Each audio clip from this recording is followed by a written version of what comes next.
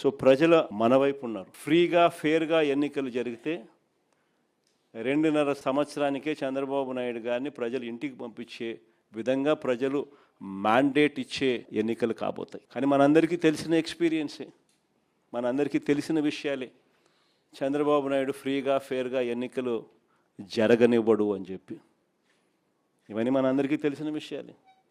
మొన్ననే మనం చూసినాం, ఉప ఎన్నికలు జరిగినప్పుడు ఎంపీటీసీ ఎంపీపీలు ఎన్నికలు కానీ, మున్సిపాలిటీలు కానీ, జెడ్పీ చైర్మన్లు కానీ మన కళ్ళ ఎదుటే మనం అంతా చూసాం.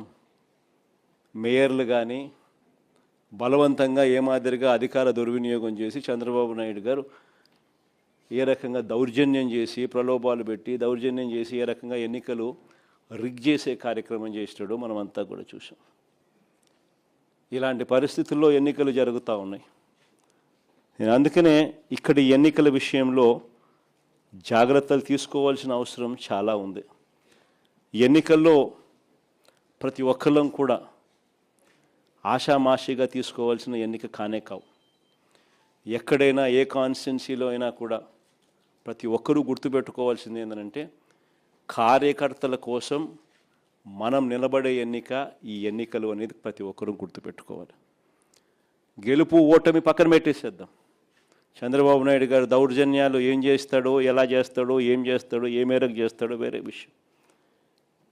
కానీ ఆ కార్యకర్తకు దౌర్జన్యం చేసిన మా నాయకుడు మాకు తోడుగా ఉన్నాడు అన్న భరోసా ఆ కార్యకర్త కలగాల.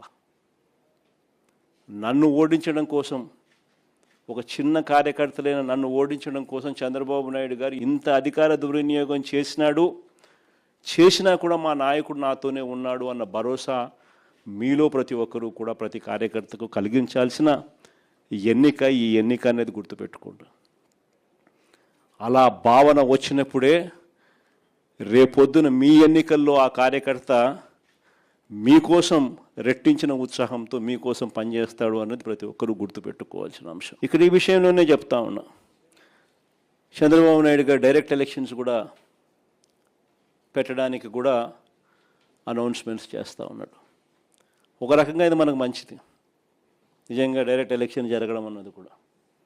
ఎందుకంటే కనీసం ఒక బలమైన అభ్యర్థి ఆ డైరెక్ట్ ఎలక్షన్స్లో పోటీలో గట్టిగా నిలబడితే ఆ మున్సిపాలిటీకి చైర్మన్గానో, లేకపోతే ఆ మండలానికి ఎంపీపీగానో, లేకపోతే జెడ్పీ చైర్మన్గా అయినా కానీ, లేకపోతే మేయర్గా అయినా కానీ, ఇంకొకటైనా ఎక్కడైనా కూడా ఒక బలమైన అభ్యర్థి అక్కడ పోటీలో నిలబడితే కనీసం మిగిలిన స్థానాలకు ఆ బలమైన వ్యక్తి సూపర్విజన్ ఉంటుంది, మానిటరింగ్ ఉంటుంది అన్నది మనకు కలిసి వచ్చిన అంశం. బలమైన అభ్యర్థులు అక్కడ పోటీలో ఖచ్చితంగా మనం కూడా నిలబెట్టాలి. మున్సిపాలిటీలకు కానీ డైరెక్ట్ ఎలక్షన్స్ కాబట్టి ఆ మండలానికి కానీ బలమైన క్యాండిడేట్ను మనం తీసుకొని వచ్చి పెట్టాలి.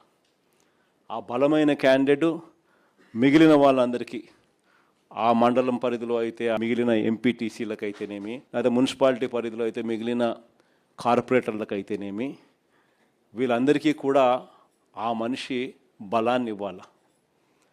ఆ మనిషి సూపర్విజన్ చేయాలి. ఆ మనిషి సూపర్విజను, ఆ మనిషి బలాన్ని రెండింటినీ కూడా కార్యకర్తలకు ఇవ్వగలిగితే ఒక బలమైన క్యాండిడేట్ గెలుచుకొని వస్తాడు అనేది గుర్తుపెట్టుకోవాల్సిన అంశం. ఈ ఎన్నికల్లో మనం గెలిపించుకునేది మన కార్యకర్తలను.